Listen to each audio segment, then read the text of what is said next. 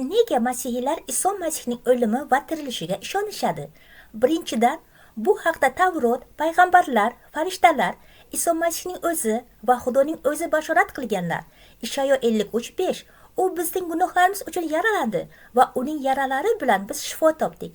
Ikkinchidan, buni nafaqat masihiy, balki ateist tarixchilar ham tasdiqlashgan. Iosif Flaviy 1-asr Iso Masihning xochga mixlanganini yozgan. Rim tarixchisi Tatsit Pontiy Pilat davridagi uning qatl etilganini yozgan.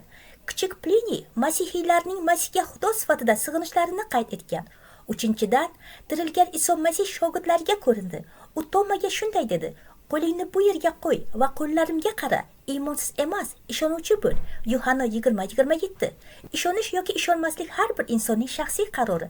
Ammo Injil shunday deydi: agar og'zing bilan Isoni Rabbim deb tan olsang va yuraging bilan Xudo uni o'liklardan tiriltirganiga ishonsang, najot topasan. Rimliklarga 19. Xudoning o'zidan so'rang: "Ey Rabbim, bu menga tegishlimi?" U haqiqatni chin dildan uni izlagan har bir kishiga ochadi.